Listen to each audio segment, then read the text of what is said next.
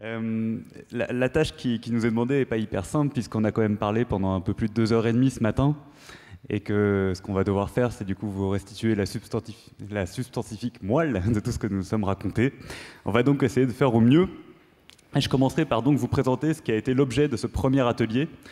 Cet atelier était dédié à la construction concrète de cette alliance Pact for Impact. Par construction concrète, j'entends finalement comment est-ce que cette alliance peut s'ouvrir à un maximum d'États, de parties prenantes, d'acteurs, de réseaux. Comment est-ce qu'on peut viser sa pérennisation dans le temps, faire en sorte que ce ne soit pas juste un one-shot, permettez-moi l'expression, et élargir finalement, redynamiser, redonner un momentum à ces différents réseaux et organisations qui existent déjà et qui dès à présent visent à faire que cette économie sociale et inclusive progresse autour de la planète. Et pour organiser cet atelier, nous sommes finalement appuyés sur 3 différentes séquences, 3 questions. Je ne sais pas si on peut passer la slide. Alors, voilà. On peut les passer, soit on les passe pour vous, soit regardez, on va faire un truc aussi. Excellent. La petite télécommande, voilà. Si vous voulez, donc pour avancer, vous appuyez là, mais c'est comme vous voulez, sinon on vous suit, c'est pas grave. Donc 3 questions qui ont été posées à nos différents participants. La première question consistait à se demander finalement qu'est-ce que vous, en tant qu'acteur présent aujourd'hui dans le cadre de ce sommet, vous pouvez apporter à l'Alliance Pact for Impact. La deuxième était plutôt tournée autour de la visibilité de cette alliance et de son plaidoyer international. Quelles sont les bonnes idées, les bonnes pratiques qui peuvent faire en sorte que cette alliance Pact for Impact soit véritablement visible dans les prochains mois. Et puis, troisième question, c'était peut-être la plus concrète de toutes. Comment s'organise-t-on? Comment fait-on pour que, par exemple, le partage de bonnes pratiques entre les différentes parties prenantes associées à cette alliance puisse fonctionner au mieux? Voilà pour les questions. Et enfin, sur ce qui est de la forme, nous avions, je le mentionne simplement rapidement, pris le choix d'un fonctionnement très participatif dans lequel nous avons essayé de multiplier les interventions de différents types d'acteurs sur des interventions assez courtes, ce qui nous a permis d'entendre vraiment une grande diversité de personnes et de différents acteurs. Je pense qu'il y a eu plus d'une vingtaine d'interventions sur ce laps de 2 h 30, ce qui en soi est pas mal du tout. Alors, avant d'avancer sur les questions opérationnelles, il a été rappelé les objectifs de cette alliance, de manière à avoir un accord entre tous. Et notamment, tout le monde a dit, OK, nous voulons favoriser le développement de l'économie sociale et solidaire et de l'économie inclusive. À partir de là, quelques premiers points ont été mis en avant. Tout d'abord, la première des choses, tout le monde a dit, nous voulons tous valoriser ce qui existe. Nous voulons ensuite donner envie, nous voulons inciter, nous voulons valoriser les bonnes pratiques et puis nous voulons dupliquer et incuber. Il est donc été question de formaliser et de favoriser les coopérations, d'améliorer le plaidoyer et puis vous retrouverez ça dans le manifeste évidemment que vous avez vu à l'entrée mais qui vous sera lu tout à l'heure en détail. Alors, je disais tout à l'heure, il y a de nombreux acteurs différents qui ont participé à cet atelier, et je peux peut-être en citer quelques-uns. D'abord, il y a eu un certain nombre d'États qui étaient représentés dans la salle, des États qui nous ont fait part du fait qu'ils avaient adopté récemment toute une série de stratégies internes pour faire en sorte que cette économie sociale et cette économie inclusive se développent fortement dans leur territoire. Et ce que l'on peut en retenir, c'est qu'il y avait un véritable engagement pour que cette stratégie de développement soit au cœur de la stratégie de développement globale des pays qui se sont prononcés. Ensuite, il y a effectivement un certain nombre aussi de collectivités territoriales et de leurs réseaux qui ont pris la parole. Je pense qu'il y a eu un vrai plaidoyer pour le rôle des maires, ces acteurs de proximité avec les citoyens, de proximité des territoires, qui, pour ce développement de l'économie sociale et inclusive, ont un rôle absolument essentiel, avec des témoignages sur la façon dont les réseaux de maires peuvent se développer dans différents pays, et comment est-ce que ces réseaux peuvent faire remonter les différentes initiatives locales autour de l'économie sociale, de façon à ensuite permettre un véritable essaimage.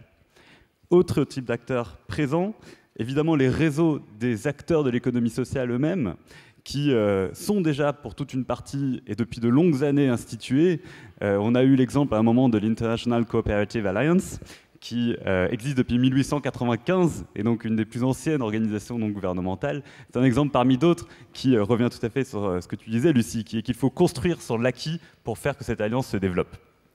Enfin, il y avait également dans la salle un certain nombre d'entreprises, y compris des grandes entreprises, qui ont partagé avec nous le fait que dans leur fonctionnement et leur stratégie vis-à-vis de leurs propres collaborateurs. Les interactions avec l'économie sociale, l'économie inclusive sont absolument essentielles et que de plus en plus, elles sont à même de développer des stratégies qui visent à ce que leurs produits, leurs services soient accessibles aux entrepreneurs sociaux, aux acteurs de l'économie sociale, pour que ces derniers puissent multiplier leur impact. Alors, de nombreuses recommandations ont été formulées. La première est le fait qu'il faudrait avoir un cadre législatif et juridique, donc des lois, des stratégies de développement économique plus largement. Il a été aussi question d'avoir des relations solides entre les acteurs de l'économie sociale et solidaire et de l'économie inclusive et avec les États et les gouvernements. Il a été conseillé d'agir avec les territoires. De nombreux intervenants de cet atelier ont insisté sur cette question de territoire, puisque c'est là que naît et c'est là que rend service l'économie sociale et solidaire. Alors, agir avec les territoires, avec les nombreux acteurs qui sont au sein des territoires. Alors, ils ont cité les réseaux, mais aussi les citoyens et les entreprises. Ils ont aussi recommandé d'inviter les pays absents hier et aujourd'hui à rejoindre cette grande alliance internationale. Des premiers écosystèmes ont été envisagés. Alors, tout d'abord, une plateforme sur l'innovation sociale, mais ne pas oublier l'innovation technologique, donc peut-être faire une plateforme d'innovation sociale, technologique large. Une plateforme sur les outils financiers au service du développement de l'économie sociale et solidaire et de l'économie inclusive. Une plateforme sur les achats responsables et la commande publique. Donc vous voyez en tout cas 3 premiers sujets qui tournent autour de l'innovation, des outils financiers et des achats responsables. Et puis il a été envisagé, au-delà des questions de plateforme, de coopération, de créer des lieux qui soient des lieux de partage, d'expérience et puis de collaboration, de co-élaboration. Enfin, un dernier point a été ajouté et vraiment très, très lourdement, c'est la question de la mesure de l'impact social et le fait de se comparer. Il y a un pays qui a cité un exemple et qui a dit on souhaite donner à voir ce que l'ESS pèse et en particulier quelle est sa contribution aux ODD. Donc cela suppose collecter les données, écrire, compter, se comparer et évidemment valoriser tout cela. Et pour clôturer cet atelier, nous avons pu nous projeter dans un futur calendrier. Alors sans rien dévoiler de ce qui sera dit plus tard lors de cette plénière, je peux déjà vous dire tout de même que nous avons eu les yeux fixés vers les futures assemblées générales de l'ONU, celle de septembre prévue pour cette année, mais aussi la COP 25 au Chili prévue pour novembre cette année.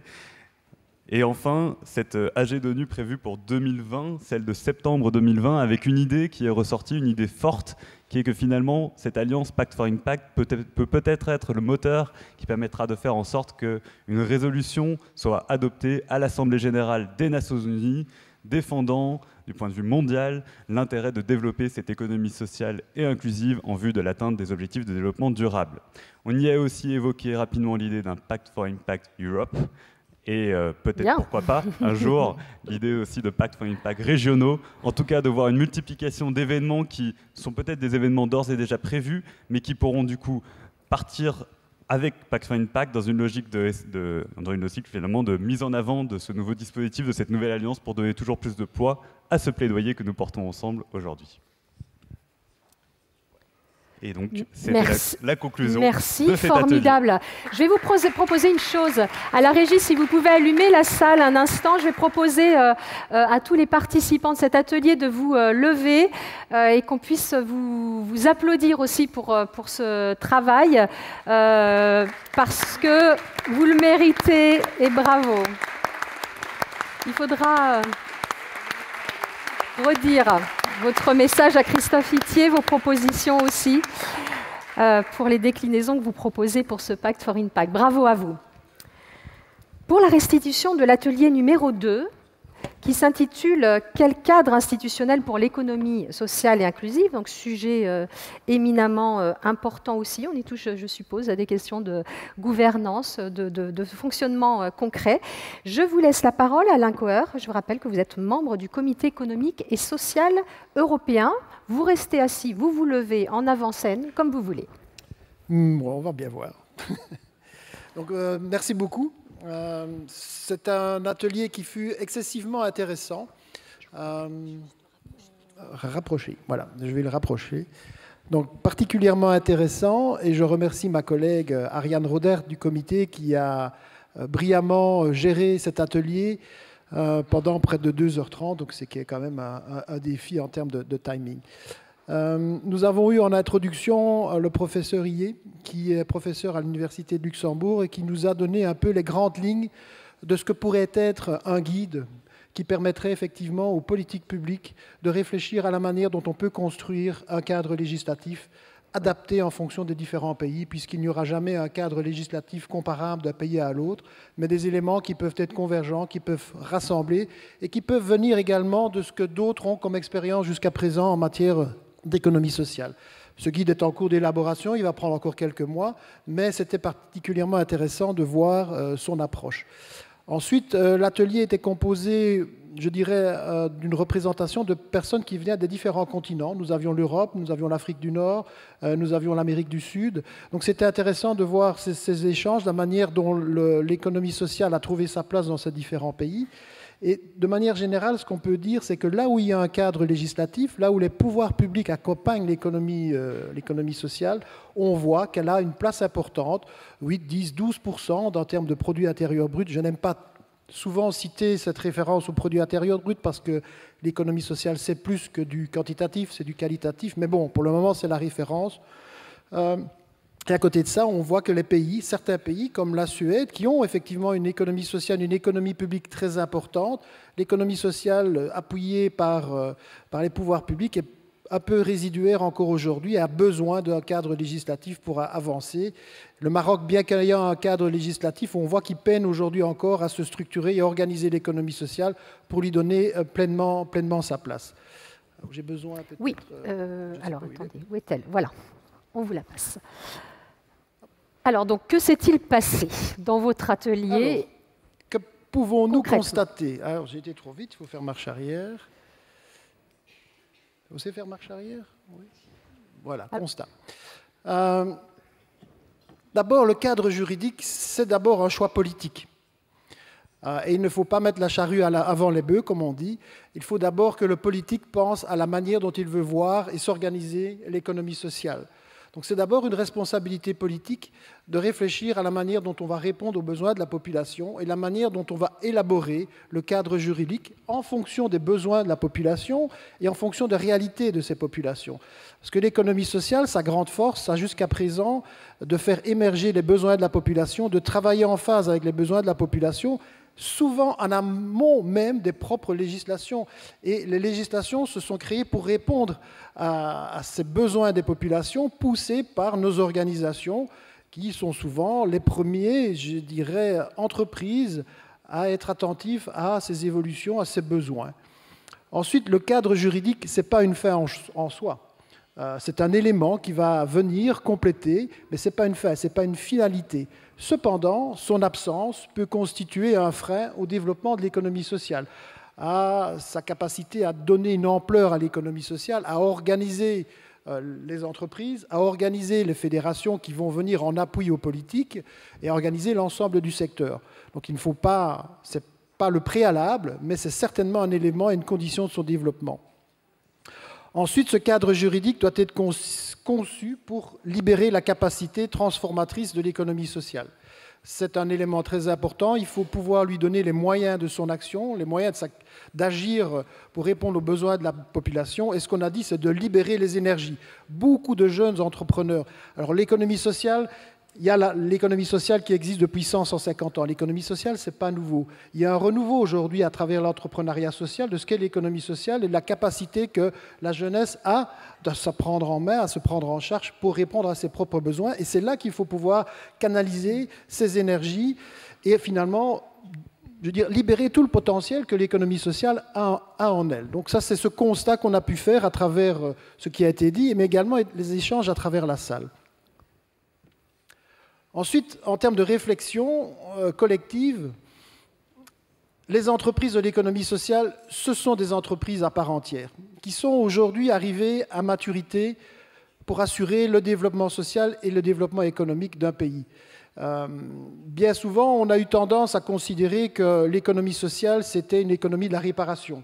C'était une économie sociale, c'est-à-dire qui ne s'occupait que des besoins sociaux de la population. Or, on voit qu'aujourd'hui, cette économie sociale, elle est présente dans tous les secteurs d'activité, en dehors du secteur industriel, mais ça, c'est tout à fait particulier, mais elle est présente dans tous les secteurs de services, tous les secteurs sociaux, la banque, l'assurance, l'agriculture, etc. Donc, aujourd'hui, en capacité d'assurer ce développement économique et social.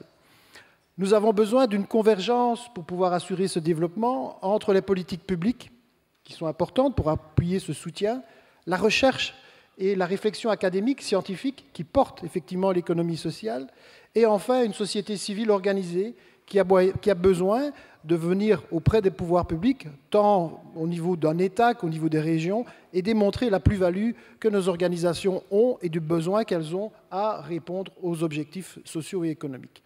Comme je le disais, l'économie sociale n'est pas l'économie de la misère ou l'économie de la réparation.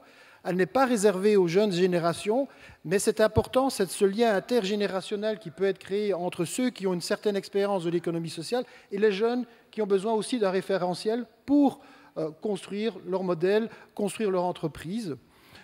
C'est une économie plurielle, comme je l'ai dit. On n'est pas en confrontation avec l'économie capitaliste. Elle est là, elle existe, mais nous sommes là et nous existons pour ce que nous sommes, avec nos valeurs et avec notre capacité à faire évoluer la société. Et de temps en temps, on peut s'associer au secteur privé. Ce n'est pas antinomique.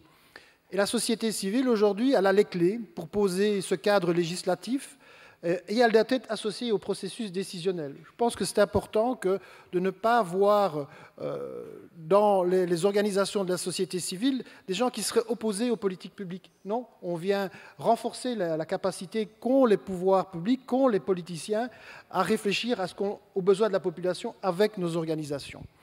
Ensuite, on a tracé, ceci est en anglais parce qu'on l'avait présenté en anglais, on a tracé 3 grands champs d'engagement.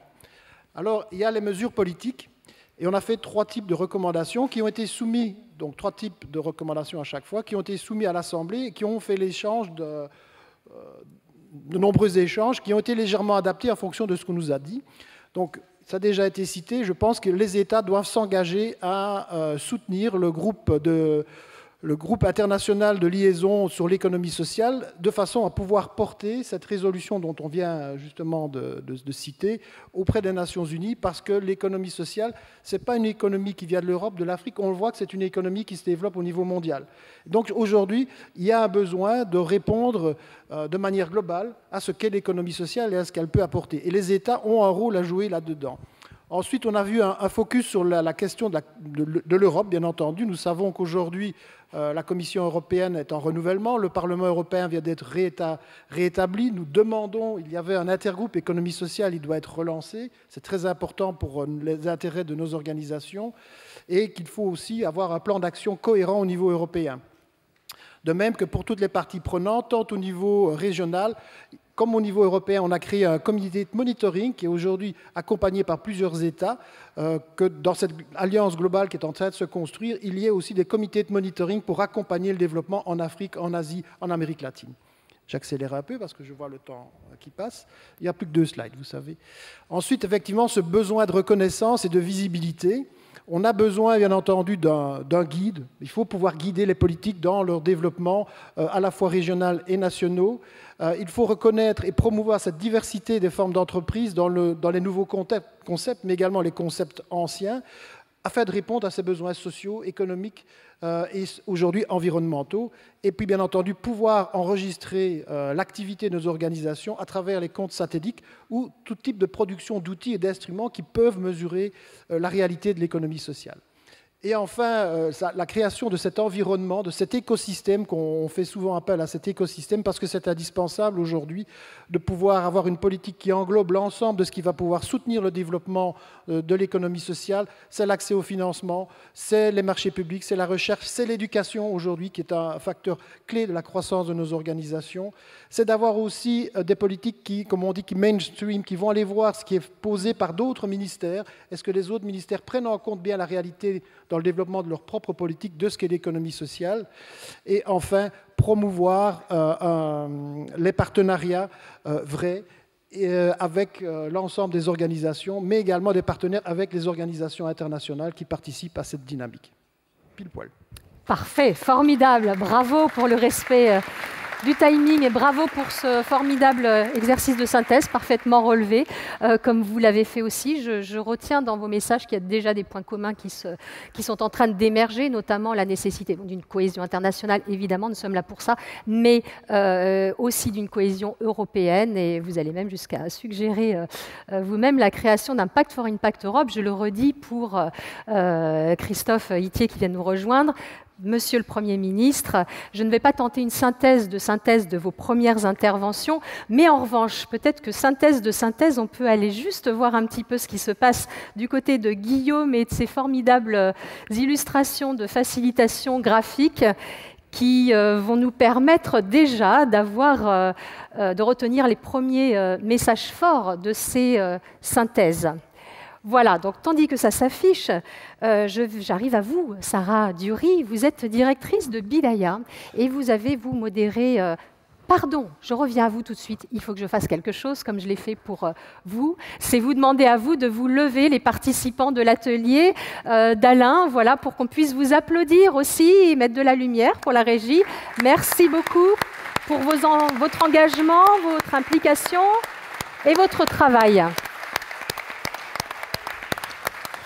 Pardon Sarah, donc je reviens à vous pour l'atelier numéro 3 qui était intitulé « Jeunesse et éducation, comment devenir des acteurs du changement et de l'innovation sociale ».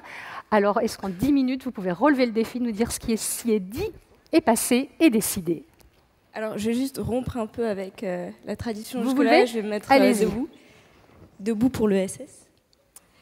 Alors, il y a quelques heures, nous étions une dizaine de personnes dans un panel réuni venus de différents pays, aussi bien du nord que du sud de la Méditerranée, d'Italie, Maroc, France, Espagne.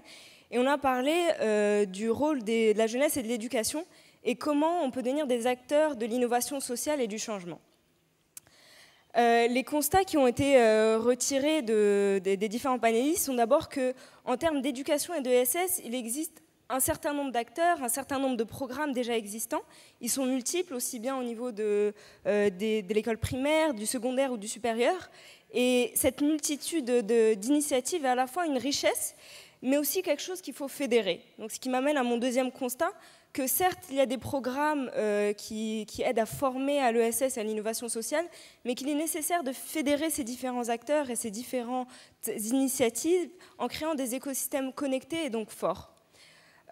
L'idée, c'était donc aussi dans les constats qui ont été énumérés sur l'éducation et l'économie sociale et solidaire, c'est que ce n'est pas seulement de l'apprentissage par la théorie, mais beaucoup de l'apprentissage en faisant. Donc l'idée de learning by doing, qui a été très bien décrite par Ross de Ashoka, l'idée c'était de faire participer activement les jeunes et les moins jeunes à tout ce qui est relatif aux entreprises sociales et plus généralement au domaine de l'ESS.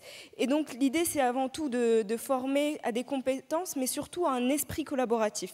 L'idée d'avoir un mindset entrepreneurial, un mindset d'innovation sociale et un mindset collaboratif. Donc, de ces constats principaux qui ont été émis par les différents panélistes, on a ensuite ouvert la discussion aux différents participants. Et il y a deux réflexions principales qui sont ressorties. D'abord, quel est le rôle des entreprises dans l'éducation à l'entrepreneuriat social, à l'économie sociale et solidaire? Il y a eu énormément d'idées qui sont ressorties, notamment celles que les entreprises classiques peuvent, par le biais de mécénat de compétences, aider à l'essor de l'économie sociale et solidaire, former des compétences dans l'entrepreneuriat social et l'innovation sociale, et aussi recruter des personnes qui sont issues de ces cursus-là. On a eu aussi l'idée que les entreprises, les grandes entreprises ou celles qui œuvrent dans l'ESS peuvent proposer des opportunités de stage ou d'emploi dans leur structure et donc construire tout un écosystème et toute une formation par la pratique à ces métiers-là. Et enfin, que les entreprises ou les coopératives qui œuvrent dans l'ESS elles-mêmes ont en fait un impact sur les différents programmes qui sont proposés par les écoles, à l'instar par exemple de l'ESSEC qui a développé une chaire entrepreneuriat social, de l'EM Lyon, que ce soit au Maroc ou ici en France, qui développe des programmes en lien avec l'innovation sociale. En fait, on voit que ce secteur-là, en se développant, force un peu le secteur éducatif à se mettre à niveau ou à s'adapter aux besoins de développer des compétences dans ces métiers-là. Au-delà de cette première réflexion qui était vraiment axée sur le rôle des entreprises dans l'éducation et la formation à l'ESS, on a eu aussi un grand débat sur le cadre institutionnel, c'est-à-dire comment les lois et le cadre réglementaire peuvent venir renforcer l'ESS. Là, on comprend bien que notre thématique n'était pas restreinte à l'éducation au sens de éduquer, former, mais aussi l'idée de sensibiliser. Et donc là, on parle vraiment de sensibiliser les pouvoirs publics, les gens qui ont une capacité à modifier les lois, et donc un peu éduquer le cadre, enfin les institutionnels, pour développer des cadres réglementaires favorables à l'ESS. Donc, je sais que là, vous avez entendu un peu toutes les réflexions qu'il y avait, et vous demandez sûrement qu'est-ce qui est ressorti de ces différentes réflexions. Donc, c'est ce que je vais vous restituer dans les prochains slides.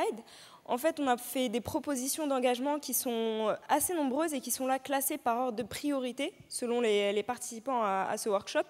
La toute première proposition consiste à sensibiliser les étudiants, chercheurs et professeurs aux ODD. On pense réellement que c'est au sein de ces universités, de ces établissements supérieurs d'éducation que la sensibilisation doit se faire et doit commencer. Il faut aussi soutenir l'émergence de lieux destinés aux entrepreneurs sociaux. Donc là, je ne prêche pas pour ma paroisse, mais des exemples comme Bidaya sont le genre de lieux qu'on peut soutenir. L'idée, c'était vraiment de multiplier ce genre de lieux pour soutenir les entrepreneurs sociaux, les former et les accompagner dans leur développement. Il y a aussi l'idée de mettre en œuvre des ateliers collaboratifs et multi-acteurs pour aboutir à des projets d'innovation sociale. En fait, l'ESS, par essence, c'est une démarche collaborative. Donc, il faut vraiment que ces innovations sociales se fassent de manière co-créée en intégrant de nombreux acteurs. L'idée aussi était de promouvoir l'ESS au niveau des institutions politiques européennes et internationales, donc renforcer en fait la visibilité de ces thématiques. Et donc là, on rejoint l'idée d'éduquer au sens plus large du terme, qui est celui de sensibiliser. Très concrètement, on a aussi proposé le statut d'étudiant entrepreneur social. Aujourd'hui, dans certains pays, le statut existe déjà, mais pour les étudiants entrepreneurs de manière générale, l'idée c'est de reconnaître la spécificité de l'ESS, de l'innovation sociale, et de se dire qu'il faudrait aussi créer un statut dédié aux étudiants entrepreneurs sociaux. On a aussi parlé du label innovation sociale à destination des universités, encore une fois pour renforcer l'émergence de programmes dédiés à ces secteurs-là. On avait beaucoup d'idées, donc il y a un autre slide. On a parlé de programmes qui s'axent vraiment sur tout ce qui est soft skills. Donc l'idée de ne pas se concentrer seulement sur les compétences techniques de l'ESS, mais vraiment sur le mindset, avant tout collaboratif, et celui de créer des programmes dès le plus jeune âge, donc dès les écoles primaires et secondaires, qui sont en lien avec l'innovation sociale. Au-delà de ces programmes-là, on a étendu la réflexion à l'éducation supérieure, et l'idée c'était de mettre en place des dispositifs et des cursus qui soient adaptés au fait de pouvoir monter son entreprise sociale en même temps que son cursus universitaire. L'idée aussi était de créer des alliances PPP, donc Private Public Partnerships, comment favoriser l'emploi dans les structures ESS, le financement des structures d'économie sociale et solidaire, et donc intégrer en fait de manière pluridisciplinaire l'ESS dans les différents établissements, qu'ils soient éducatifs ou politiques. On a également parlé et ça c'était vraiment une des idées les plus fortes qui ont été discutées, celle de mettre en réseau les différents acteurs sociaux afin que la collaboration puisse se faire de manière constructive. Je peux prendre l'exemple qui a été donné par l'AFD, celui du lancement de Maroc Impact au Maroc, logiquement, afin de fédérer ces différentes initiatives, et donc la nécessité de pouvoir parler d'une voix forte et avec synergie des différentes initiatives qui existent dans ces domaines-là. Enfin, on a parlé aussi du rôle des pouvoirs publics afin de donner plus de visibilité en fait, aux différentes initiatives. C'est ce qu'on fait aujourd'hui, puisque grâce à cet événement, par exemple, on arrive à donner plus de visibilité à ce qui se fait en termes de formation et d'éducation en lien avec l'ESS, mais renforcer encore plus et prendre conscience du rôle que les pouvoirs publics ont pour soutenir les différentes initiatives en lien avec l'ESS. Donc je vais prendre un peu ton rôle et demander à l'ensemble des participants de notre workshop de se lever pour pouvoir tous vous remercier d'avoir alimenté le contenu de cette restitution. Absolument, et c'est votre slogan, c'est par ça que vous avez commencé, debout pour l'économie sociale, c'est ça. Bravo à vous. Je suis assez impressionnée, je sais que Christophe Itier le sera aussi, par l'aspect très pragmatique de ses engagements et de ses propositions. Donc, bravo pour ça. Merci pour cet exercice de synthèse magnifiquement réalisé. Antonella Noia, merci d'être avec nous. Alors, j'ai un petit doute sur la langue que vous allez utiliser pour faire cette restitution. You will make it in English, right? Okay, thank you very much. Je rappelle, so I remind you are Chief of Social Economy United for Innovation, Social Innovation in OCDE France. L'atelier spécial, cet atelier spécialement consacré à la mesure de l'impact social et environnemental. Alors, a-t-on conclu au mythe ou à la réalité? Is it a myth or reality? This measure of social impact, social and environmental impact. The floor is yours for 10 minutes. Thank you very much. So I'm going to make it in English because during the workshop we worked Rapprochez in bien English. le micro, voilà. Is it fine? Can you hear me? And also because this is supposed to be a global alliance, so we also want to hear different languages. So it was a very exciting and enriching debate. I must admit that personally I learned a lot, and I have the feeling that also the other speakers and the participants learned a lot. And we were gifted with speakers coming from different perspectives, and often complementary one, which really allowed for a very enriching debate. So we had 4 speakers, and we went for a free-flowing conversation among speakers. And then we had a lively conversation with the participants and a very lively exchange around the commitments.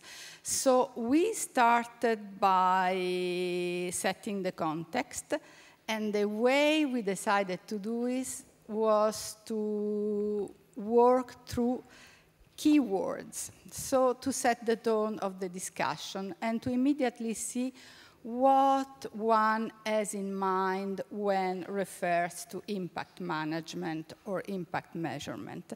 But before detailing the different keywords, we immediately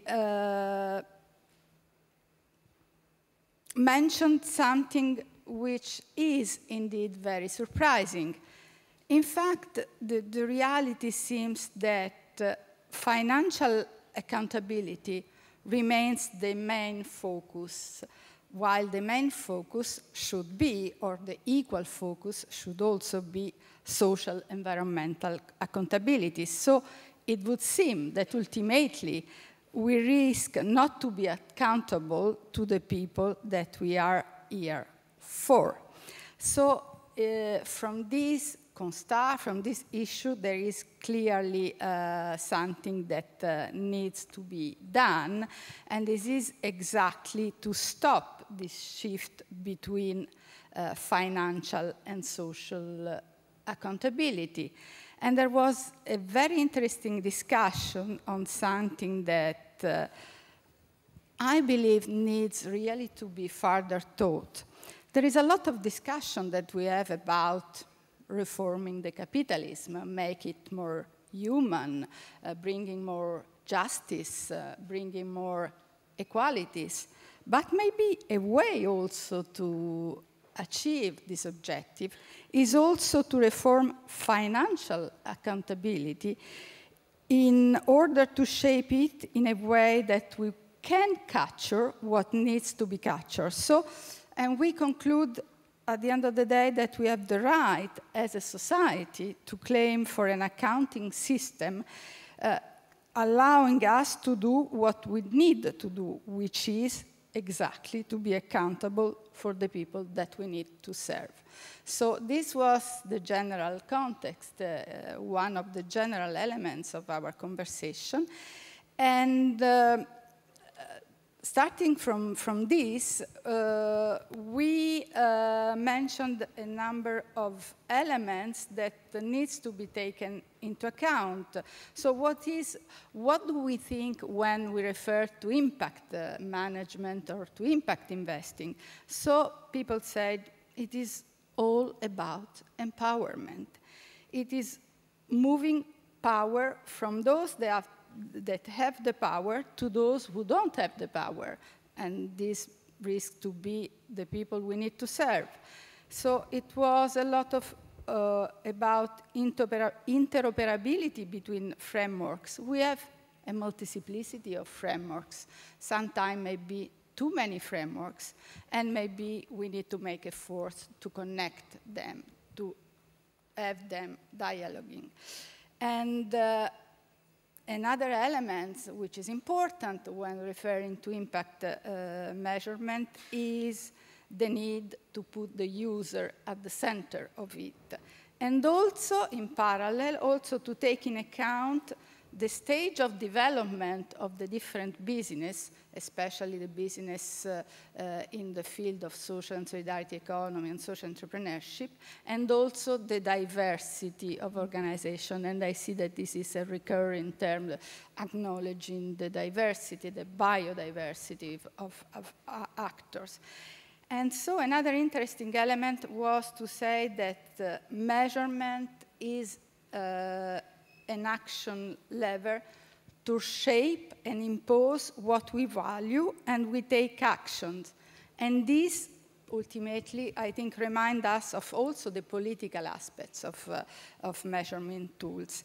And then there was a panelist who did a nice joke, which unfortunately you can see, but I will try to explain. So when I asked what is impact measurement about, he said, it is about purpose to improve my business. It is about purpose. It is about awareness, and this awareness can be achieved through education and incentives, so we can use sticks and carrots.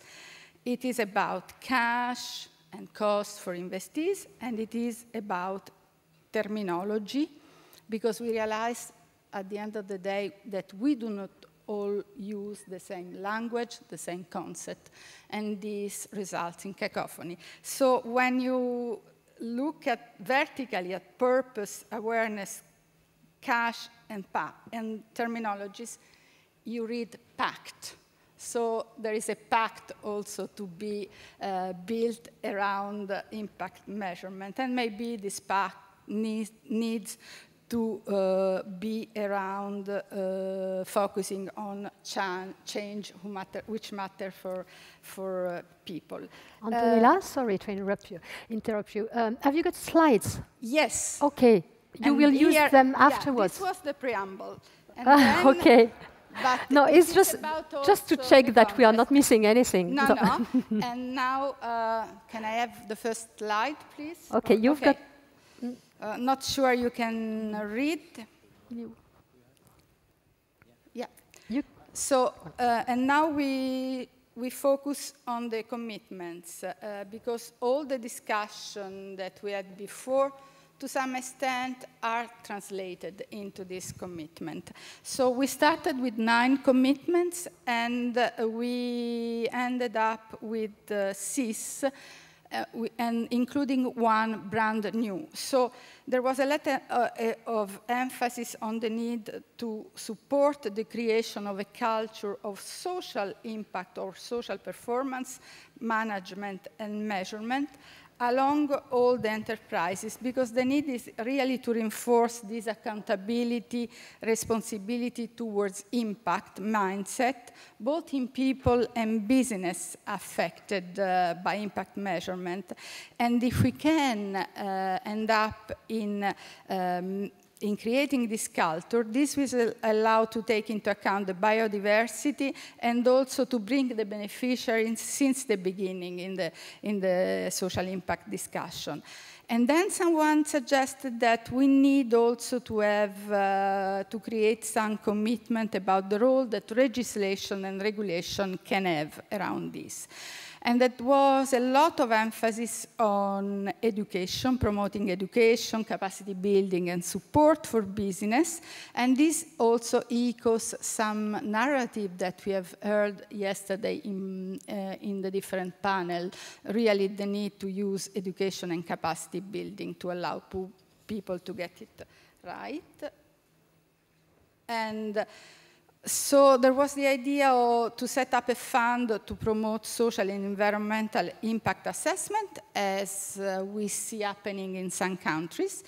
And there was a bit of discussion on the role of this fund, and clearly we agreed that the role of this fund should not be to distribute money to people who perform well, but it should be to help people to learn to measure and to increase their capacity to measure.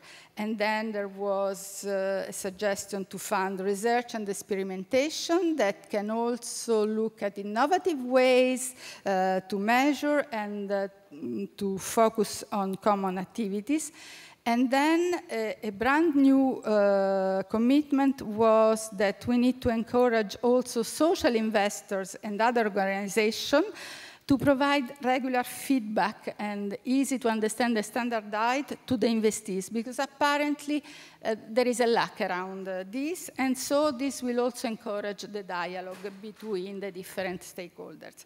And my last word would be that at the very beginning, people said, this is painful, and so there is a common challenge for all of us, and a commitment that I think we can all embark on is to shift from pain to pleasure in measuring. Wow. Thank you for this conclusion. To switch from pain to pleasure. So it was a pleasure to hear you. Levez-vous, mesdames et messieurs, les participants à cet atelier, qu'on puisse applaudir vos productions et vos propositions. Bravo. Nous terminons cette séquence de restitution. Alors quand je dis terminer, c'est toujours un début dans toutes nos discussions. Forcément, on le sait, tout le reste est à venir. C'est un atelier spécial sur le thème, très séduisant aussi dans son intitulé. Vous y avez parlé de financement de l'économie sociale et inclusive, créateur de richesse, producteur de sens, architecte du futur. Alors, Carlos de Freitas, c'était tout un programme. Est-ce que vous avez là aussi relevé le défi? Merci beaucoup. Pour expliquer l'organisation du Focus, effectivement, il était important pour nous de démontrer la diversité des options, des mécanismes et des acteurs du financement, et l'importance dans la discussion que nous avons aujourd'hui sur l'économie sociale et solidaire et inclusive de l'aspect financement. Et aussi pour signaler que trop souvent dans ces conférences et dans ces débats, on oublie la question du financement, où elle est toujours ramenée à un angle, à un coin de la discussion, et ne se termine jamais justement sur une discussion technique sur les mécanismes qui sont nécessaires pour soutenir le passage à un niveau macro de cette économie, puisqu'on est tous là dans cette alliance mondiale avec l'objectif de faire en sorte justement de sortir de nos silos, de sortir de nos champs dans lesquels on est aujourd'hui maintenu à des échelles d'action qui sont insuffisantes pour répondre, on l'a dit, aux objectifs de développement durable, on l'a dit, aux enjeux des changements climatiques, et qu'on sent bien que cette économie a besoin de sauter, de faire un saut qualitatif. Je vais aller très rapidement parce que c'est plus des notes pour moi que des notes publiques. Je vais aller très vite sur la synthèse de l'atelier. le point important pour nous, c'était vraiment de démontrer, puisqu'il y a eu la plénière sur l'impact investment, qu'au-delà de l'investissement d'impact, il y a toute une série d'interventions, toute une série de mécanismes et toute une série de fonds et d'acteurs qui sont nécessaires pour accompagner les acteurs de l'économie sociale, solidaire et inclusive. Et que surtout, il y a un manque aujourd'hui de coordination entre ces acteurs et que ce manque de coordination pâtit également d'un manque d'ancrage dans les territoires. Au fil de la victoire de la mondialisation au moment des années 80 et au début des années 90, on a éliminé un grand nombre d'intermédiaires, on a éliminé de plus en plus l'aspect médiateur et médiation du service public qui accompagnait les acteurs, qui étaient capables de constituer des filets de sécurité. Aujourd'hui, on est revenu beaucoup plus dans les politiques internationales et notamment à travers le cycle de négociation 2015-2016 aux Nations Unies sur un agenda de la transformation qui reprend justement la parole sur et redonne mandat à ces acteurs pour constituer ce filet de sécurité. Et ce filet de sécurité, il a été beaucoup rappelé dans les débats du Focus, qu'il avait trait au rôle des territoires. L'ancrage territorial, qui sont des lieux de l'innovation, de la connexion partenariale, les élus locaux étant avec leur administration, ceux qui sont les plus directement en rapport avec les citoyens, avec les acteurs, les entrepreneurs locaux, et que donc cette coproduction des modèles, des mécanismes, cette mobilisation de l'épargne locale pour servir le développement local et éviter la fuite des capitaux des territoires pauvres qui vont alimenter des territoires déjà riches sur lesquels se concentrent les intérêts, nécessite une vraie révolution des mentalités qui s'accompagne de la décentralisation, mais au-delà de ça, d'une vraie prise de pouvoir par les territoires, donc les acteurs territoriaux, au-delà des collectivités uniquement, mais aussi les acteurs du territoire eux-mêmes, sur des nouveaux pactes, des nouveaux formats. On a parlé de PPP tout à l'heure, des nouveaux formats d'alliances qui prennent en compte une nouvelle forme de coopérer, une nouvelle forme de produire de la richesse. Et donc cette richesse et cette diversité des acteurs, cette opportunité pour la transition et la transformation des territoires, elle passe par des mécanismes qui sont eux-mêmes structurellement des mécanismes qui font effet de levier. Alors, j'ai de très mauvais yeux, j'ai trop écrit sur le slide. Globalement, l'idée était de dire qu'on avait un besoin d'une meilleure articulation, d'une meilleure réflexion opérationnelle, que l'Alliance Pact for Impact permettait aujourd'hui d'avoir un vrai discours et une vraie méthodologie, une vraie approche collégiale avec l'ensemble des acteurs réunis, depuis les ministres, donc les élus locaux et les acteurs des territoires. Juste pour rappeler que dans cette table, nous avions des représentants de l'univers philanthropique, des fondations, des élus locaux, des ministres, des acteurs des laboratoires de l'innovation et des business angels, des acteurs du crowdfunding, des banques commerciales à valeur éthique, des banques communautaires détenues en partie par des citoyens et des mécanismes de refinancement liés à la microfinance. Donc on avait un éventail très large d'acteurs qui aujourd'hui cherchent à travailler ensemble et qui considèrent qu'aujourd'hui l'Alliance Pact for Impact va permettre de créer en français, je ne sais plus comment dire, un workstream. Voilà, tout le monde m'a compris. Un courant de travail conjoint pour définir ensemble un certain nombre d'actions, dont des cartographies et des profiling, la définition de profil pays sur les environnements qui existent aujourd'hui, parce que tout ça doit redescendre de plus en plus du niveau international au niveau national. Les politiques nationales, on l'a rappelé, sont excessivement importantes. Le jeu d'acteurs au niveau national est excessivement important et on a besoin aujourd'hui de mieux comprendre ce qui se passe, puisque toute cette économie n'est pas unique. Économie sociale, économie solidaire, économie inclusive sont trois des multiples champs qui existent aujourd'hui. Quand on voit dans les ministères qui distribuent cette économie aujourd'hui, entre le ministère de l'Agriculture, le ministère de la Femme, le ministère de la Jeunesse, ministère de la Transition, pour l'exemple français, ce sont plusieurs ministères qui ont pignon sur cette économie, mais cette économie est vraiment transversale à l'ensemble du schéma de développement qu'adopte un pays. Donc cette cartographie, ce profiling des pays est essentiellement un premier point pour ensuite définir un plan d'action.